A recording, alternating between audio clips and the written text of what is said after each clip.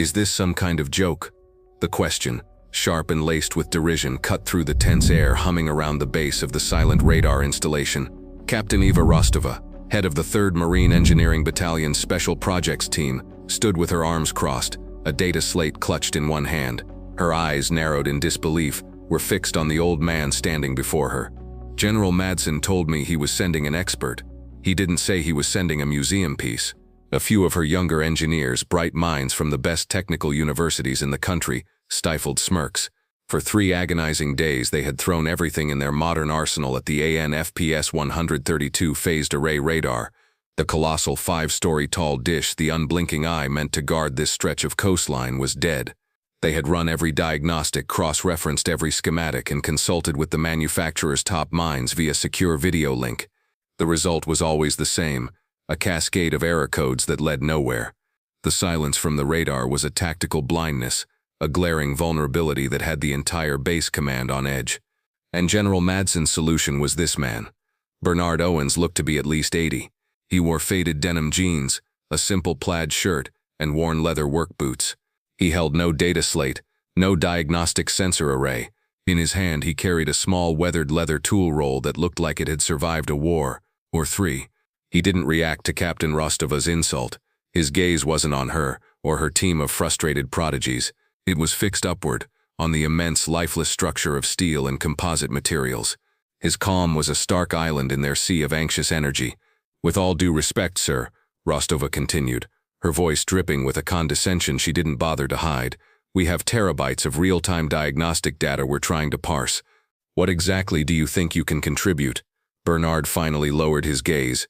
His eyes, a pale but startlingly clear blue, met hers. They held no anger, no defensiveness, only a quiet, unnerving focus. "I'm here to take a look," he said, his voice a low, gravelly rasp. "The general asked me to take a look," a young lieutenant scoffed from behind Rostova. "We've had thermal, acoustic, and electromagnetic imaging done on every square inch of that array. We have the data. What are you going to do? Feel its pulse?" The comment earned a few nervous chuckles. The air was thick with the intellectual arrogance of the young and the brilliant. They saw a man out of time, an analog relic in their digital world. They had equations, algorithms, and processing power. He had wrinkles and a tool roll. It was, to them, an absurdity. Rostova gestured impatiently at the silent behemoth. "The primary power conduits are stable. The coolant systems are cycling perfectly. The command and control interface is reporting a full system handshake, but the emitter arrays are completely dark. It's a ghost in the machine, a software issue most likely, something we haven't encountered." Bernard gave a slow, deliberate nod. He didn't look at their screens, at the endless lines of code and data streams. Instead, he started walking. He moved with a slow, steady gait, his hand running lightly along the massive concrete plinth that supported the radar. His team watched him, a mixture of pity and annoyance on their faces. It was a performance, they thought, a folksy act for the general's benefit. "Sir, the Foundation is seismically certified to withstand a magnitude 8 earthquake," Rostova called out, her patience wearing thin. "I assure you the problem is not a crack in the concrete." Bernard didn't answer. He continued his slow circuit, his head cocked as if listening to something they couldn't hear. He stopped near a heavy steel access panel, knelt down with a slight groan, and pressed his palm flat against the cold metal.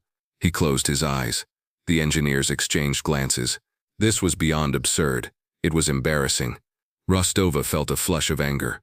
The general was undermining her authority, making a mockery of her and her team's expertise by bringing in this shaman. "All right, that's enough," she snapped, her voice sharp with finality. "Sergeant, please escort Mr. Owens back to the visitor center. We have actual work to do." Bernard opened his eyes. He ignored the approaching sergeant. He looked at Rostova. "The new generator," he said, his voice quiet but carrying clearly in the tense silence. "The one you installed last month. Where is its foundation relative to this one?" Rostova was taken aback. "What does the backup generator have to do with anything? It's 50 yards away, completely isolated. We're on main grid power. The generator isn't even running." "Doesn't matter if it's running," Bernard said, pushing himself slowly to his feet. He unrolled his leather toolkit on a nearby crate. The tools inside were old, worn smooth with use. Some of them looked handmade, forged and welded for purposes no one could guess. He picked up one in particular, a long, slender piece of steel with a 2-pronged fork at one end and a weighted handle. It looked more like a tuning fork than a wrench. He held it up. "What in God's name is that?" the young lieutenant muttered. Rostova's face hardened. That tool, that archaic custom-made thing was the final insult. It was a symbol of everything she was fighting against.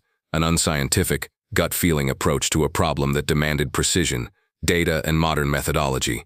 The old man was a living embodiment of outdated nostalgia, and the general had inexplicably invited him into her high-tech cathedral. The world seemed to fall away for a moment, the sounds of the bass fading into a dull roar in Bernard's ears. He wasn't looking at the scornful faces of the young engineers. He was seeing the tool in his hand not as it was now, but as it had been. He was 20 years old again, huddled in a frozen muddy trench outside of Hungnam. The biting Korean wind howled around him, and the only light came from the sporadic flashes of artillery on the horizon. The battalion's primary long-range radio was dead. A piece of shrapnel had torn through the casing and shattered a crucial crystal oscillator, a component they had no replacement for. Without it, they couldn't coordinate an evacuation. They were blind, deaf, and freezing to death.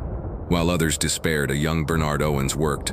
Using a piece of a ruined Jeep's leaf spring, a spent shell casing, and a camp stove for a forge, he had crafted this, not a wrench but a resonator, a tool designed to find a specific harmonic frequency. He was using it to try and find a vibration in the radio's chassis that would mimic the lost crystal's function, a 1 in a million shot.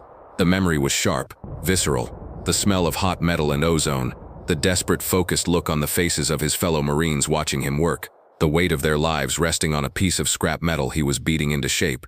He blinked, the memory receding, leaving only the weight of the tool in his old, wrinkled hand.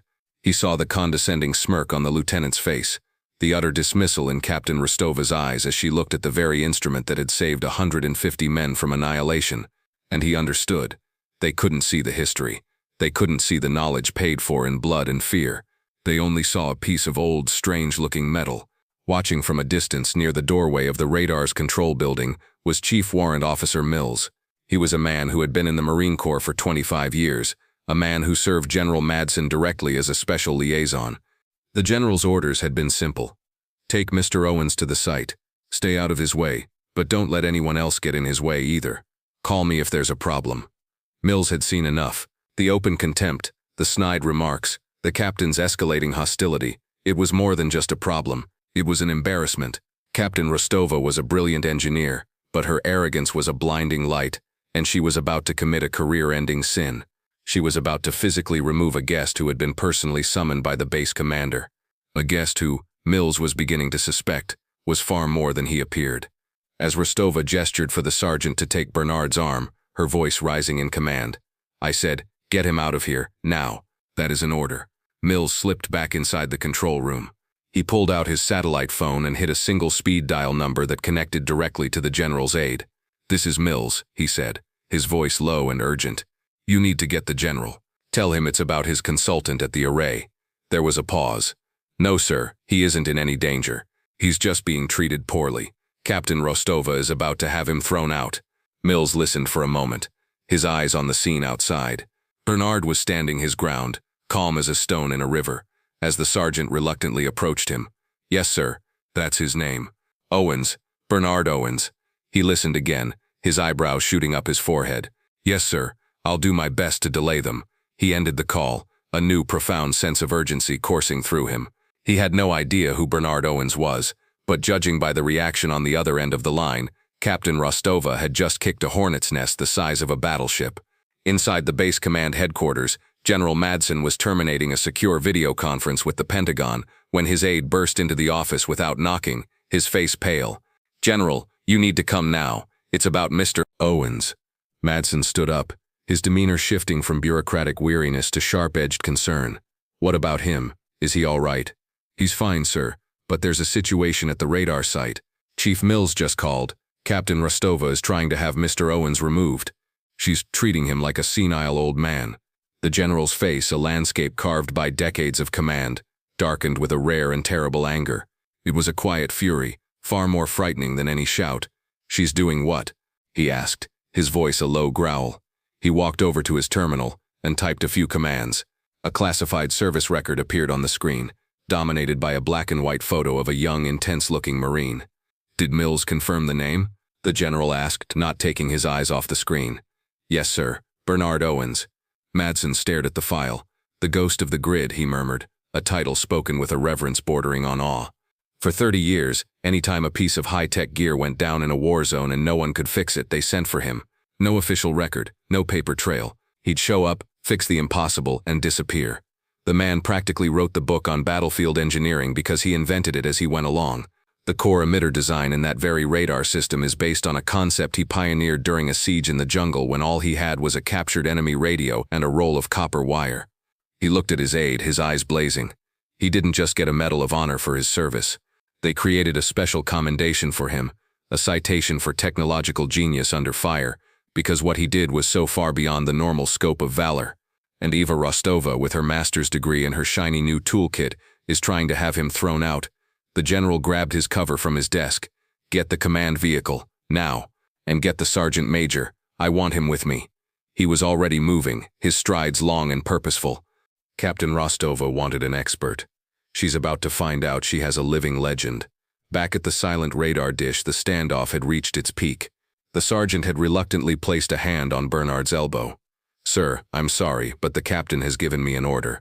I have to ask you to come with me." Bernard didn't resist. He simply looked at Captain Rostova, a hint of what might have been disappointment in his clear blue eyes. Rostova, emboldened by his compliance, took a step forward. This was her site, her responsibility. She would not have her authority questioned by an old man, no matter who sent him. "Let this be a lesson, Mr. Owens," she said, her voice filled with the cold certainty of her position. "This is the modern Marine Corps. We rely on data, not superstition. Your time has passed. I'll be recommending to the general that your visitor privileges be permanently revoked for interfering with critical defense infrastructure." She gestured for the sergeant to lead him away, turning back to her team with an air of finality. "All right, let's get back to work. Run the primary cascade diagnostic again from the top." Her words were swallowed by the sudden piercing squeal of tires on asphalt. Two black command SUVs and the general's personal vehicle screeched to a halt just yards away, doors flying open before they had fully stopped. General Madsen emerged from the lead vehicle, his face a thundercloud of controlled rage. He was flanked by the base sergeant major, a man whose presence alone was enough to make colonels stand straighter. They moved with a speed and purpose that instantly froze everyone present. The confident chatter of the engineering team died in their throats. All eyes locked on the approaching storm. Rostova's jaw went slack. She spun around, her face instantly losing its color. "General, I wasn't expecting you, sir." General Madsen walked right past her as if she were a ghost. He didn't spare her a single glance. His eyes, and the eyes of the sergeant major, were locked on one person, Bernard Owens. He marched directly up to the old man who was still standing calmly beside his roll of tools. The general stopped, his back ramrod straight, and executed the sharpest, most profound salute of his life. It was a gesture of pure, unadulterated respect, a salute one gives not to a subordinate or even a peer but to an icon. "Mr. Owens," General Madsen's voice boomed, echoing in the stunned silence. "It is an absolute honor to have you on my base. On behalf of the United States Marine Corps, I want to formally apologize for the disgraceful reception you have received from my personnel." The base sergeant major, followed by the other senior officers who had arrived, snapped to attention and rendered their own salutes to the old man in the plaid shirt. The team of young engineers stood paralyzed, their minds struggling to process the scene. Their brilliant, demanding captain had been utterly ignored. The base's highest-ranking officer was saluting the old man she had just tried to have thrown out. It was an inversion of the universe as they knew it. General Madsen dropped his salute but remained at attention. He turned his head slightly, his gaze sweeping over the dumbfounded faces of Rostova's team, finally landing on her. His eyes were like chips of ice. "Captain," he began, his voice dangerously low, "you and your team have been staring at this problem for 72 hours. Let me tell you who you've been ignoring for the last 30 minutes. He took a deep breath, his voice rising in volume and intensity. "This is Bernard Owens. In the winter of 1950 at Chosin, then Corporal Owens rewired the frozen engine blocks of 6 transport trucks using communication wire and scavenged radio parts, allowing the evacuation of over 100 wounded men who would have otherwise been left behind. In Vietnam, he jury-rigged a downed aircraft's radar system into a crude but effective early warning system that saved an entire firebase from being overrun. For that, and a dozen other actions just like it, he was awarded the Medal of Honor." A collective gasp went through the crowd of engineers. They looked at Bernard, at his simple clothes and quiet demeanor, trying to reconcile the image with the legend being described. "But that's not all," the general continued, his voice ringing with authority. "Mr. Owens is unofficially known in certain circles as the Ghost of the Grid. He is, without question, the single greatest combat engineer this nation has ever produced. The foundational principles of phased array technology that you all studied at university. He was sketching them on the back of a ration box in a bunker in Quezon while under mortar fire. He has forgotten more about this technology than your entire team will ever know. And you, Captain, in your boundless arrogance, dismissed him. The rebuke was complete and devastating. It landed on Rostova with the force of a physical blow. She stood, white-faced and trembling, stripped of her authority and her pride in a matter of seconds. She finally looked at Bernard, truly looked at him, and saw not an old man but a titan whose shadow she hadn't even been able to perceive. The general turned his cold fury on her. Captain Rostova, your ignorance and your hubris are a disgrace to your rank. You are so enamored with the tools of the modern age that you failed to recognize the master who forged the principles they are built on. You are hereby relieved of your duties on this project. Report to my office at 0800 tomorrow. Sergeant Major, see to it. The Sergeant Major gave a grim nod. As the weight of the moment settled, Bernard Owens finally spoke. He stepped forward, his movements slow but deliberate.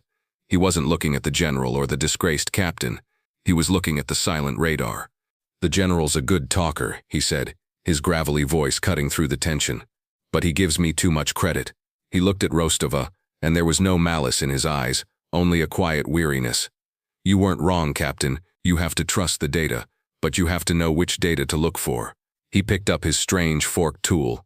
This machine is a living thing, in its own way. It groans, it breathes, it vibrates. You were all looking at the schematics, at the code. You were looking for the ghost in the machine. But you never stopped to listen to the machine itself. He walked to the access panel he had touched earlier, and tapped it with the weighted handle of his tool. A faint, almost imperceptible hum resonated from it. Your new generator foundation, he said, his voice now taking on the tone of a teacher. It was laid perfectly to code, but the soil composition here, it carries a low-frequency vibration. It's traveling through the bedrock and up through this concrete plinth. It's creating a harmonic resonance, a tiny subaudible shudder, in the primary waveguide assembly. Your sensors aren't calibrated to detect it because it's so far out of spec, but it's just enough to prevent the emitter crystals from firing in sequence. You don't have a software problem, Captain. You have a vibration problem.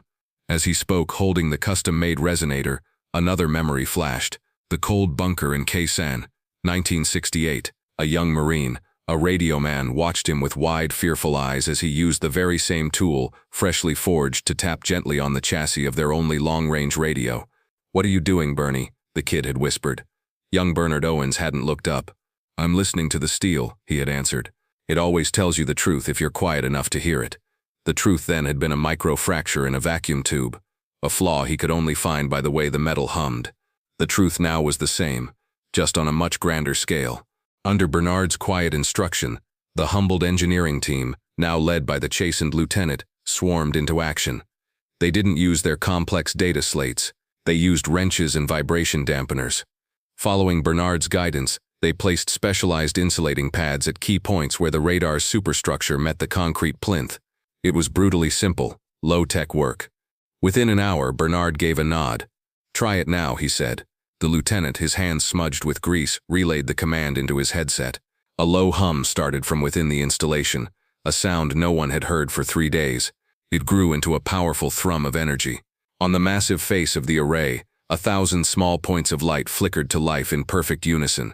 A cheer erupted from the assembled Marines. On the main screen inside the control room, the familiar sweeping green line of a successful radar search pattern appeared. The eye was open. The blindness was cured.